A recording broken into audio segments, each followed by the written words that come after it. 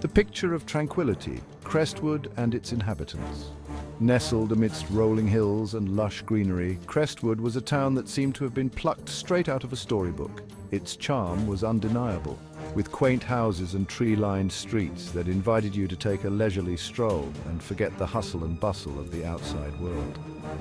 Crestwood, a town where time seemed to drift by at its own pace. Life was simple, peaceful.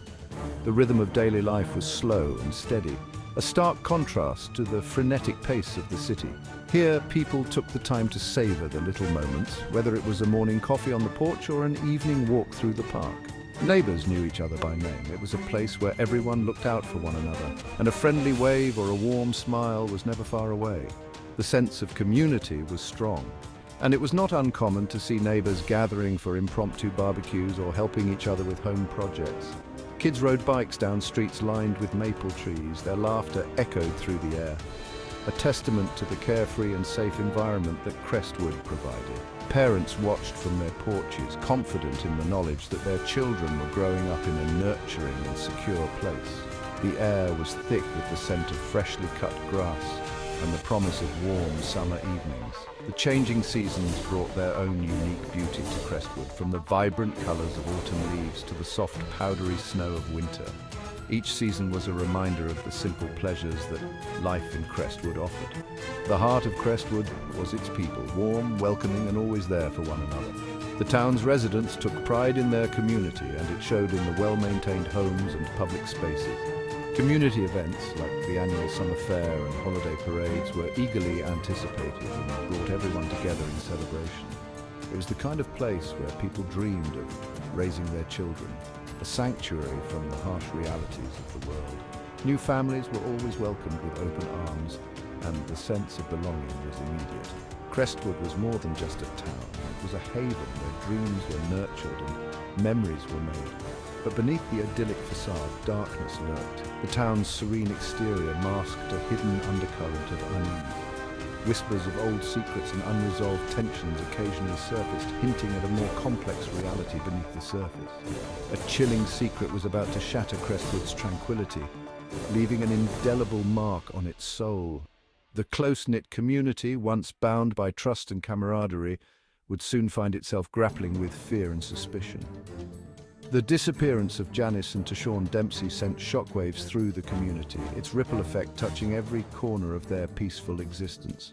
The Dempseys were well known and well loved, and their sudden absence left a void that was felt by all. The news spread like wildfire, engulfing the town in a blanket of fear and disbelief. The once lively streets grew quiet as residents retreated into their homes, seeking solace and safety. Conversations were hushed, and the air was thick with tension. Crestwood was about to face its worst nightmare, a reality far removed from its peaceful existence. The town's spirit, once unbreakable, now teetered on the edge of despair. As the search for answers began, the true strength of Crestwood's community would be put to the ultimate test. The Dempseys, a beacon in Crestwood. They were not just a family, they were a symbol of unity and love in the community. Janice and Tashawn Dempsey were not just another family in Crestwood, they were its heart and soul. Their presence was felt in every corner of the town, from the local library to the community center. They were the embodiment of warmth and generosity, qualities that were infectious and spread throughout the community. Their home was a sanctuary for many, a place where everyone felt welcome. Their warmth and generosity were infectious. They had a way of making everyone feel like they belonged, like they were part of something bigger. Janice, with her infectious laughter and a heart of gold, was the librarian. She was more than just a keeper of books. She was a nurturer of young minds and a beacon of hope for many. She nurtured young minds and brightened even the gloomiest of days. Her story times were legendary, drawing children from all over Crestwood who eagerly listened to her every word. I always believed that a good book could change a child's life. It's not just about reading, it's about opening up new worlds and possibilities. Tashawn, a carpenter with calloused hands and a gentle touch, was a master of his craft. He built more than just houses. He built dreams and hopes for the people of Crestwood. He built more than just houses. He built a sense of community. His work was a testament to his dedication and love for the town. He built a sense of community, Every project he undertook was a labor of love, a gift to the people he cared about. Every nail I hammer, every plank I lay, it's for the people of Crestwood. It's my way of giving back to a community that has given me so much. Their home, a charming two-story with a porch swing that creaked rhythmically, was always open. It was a place of refuge, a haven for anyone in need. The aroma of Janice's famous apple pie often wafted out, inviting neighbors and friends to share in their joy. Her pies were more than just a treat, they were a symbol of her love and care. Inviting neighbors and friends to share in their joy, their home was a gathering place, a hub of activity and laughter.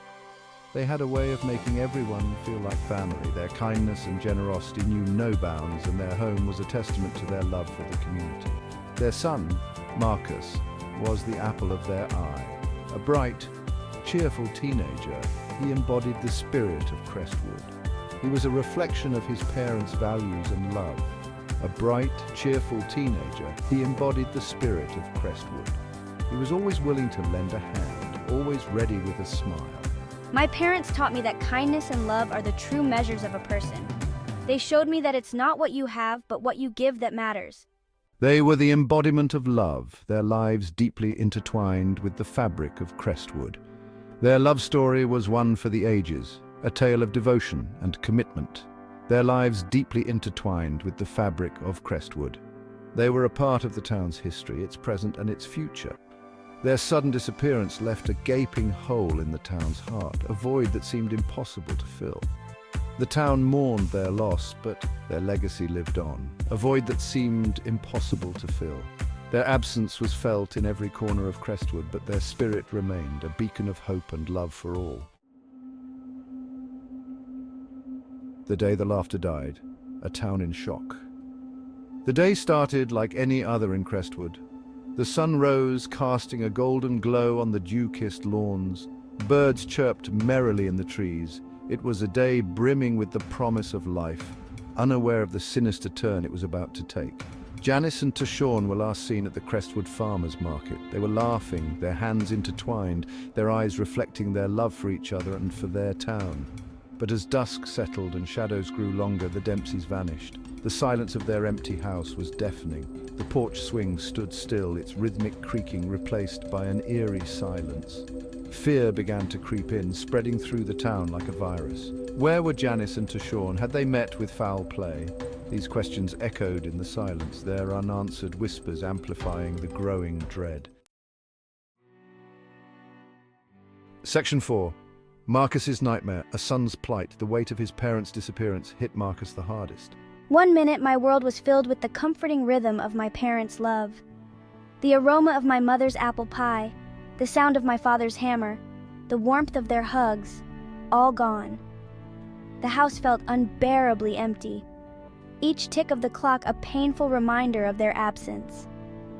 Friends and neighbors rallied around him, offering comfort and support, but nothing could fill the void left by his parents. The uncertainty was agonizing. Were they safe? Were they in pain? The questions gnawed at me, each passing moment stretching my fear further. I clung to the hope of their return, my young heart refusing to accept the possibility that they might be gone forever. I replayed every memory, every conversation, searching for a clue, a sign, anything that could lead me back to them. Section 5. Detective Reynolds enters. The search for answers begins. News of the Dempseys' disappearance reached Detective Sam Reynolds, a seasoned investigator from the state police. The call came in the early hours of the morning, a time when the world is still cloaked in darkness and the mind is at its most vulnerable. Reynolds, however, was always ready, always prepared for the unexpected. Known for my sharp mind and unwavering determination, I had a reputation for untangling even the most complex cases. My colleagues often joked that I had a sixth sense for finding the truth, a gut instinct that rarely led me astray. Crestwood, in its idyllic innocence, had rarely seen serious crime. It was a place where everyone knew each other, where doors were left unlocked, and children played freely in the streets. The disappearance of Janice and Tashawn Dempsey sent shockwaves through the community. The disappearance was a perplexing anomaly. The Dempseys were well liked, with no known enemies. Their sudden vanishing left the townspeople in a state of disbelief and fear. With my years of experience, I knew that in such cases, every second counted. Time was of the essence, and I couldn't afford to waste a single moment. The first 48 hours were crucial in any missing persons case. I meticulously combed through the Dempsey's house, hoping to find something, anything, that could point to their whereabouts.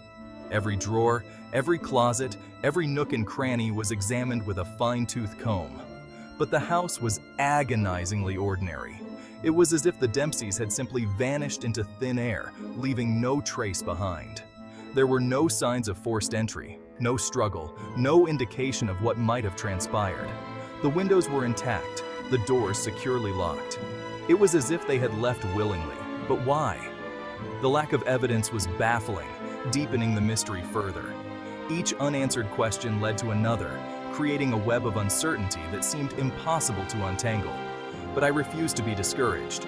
I had faced difficult cases before, and I knew that persistence was key. I was determined to find the truth, no matter how deeply it was buried. I knew that even in the most perplexing cases, the truth often hid in plain sight. It was just a matter of looking at things from the right angle, of seeing what others might have missed. The hunt for Janice and Tashawn Dempsey was on. I gathered all the information I could, piecing together their last known movements, talking to friends and family, and following every lead, no matter how small. The search for answers had truly begun, and I was ready to uncover the truth.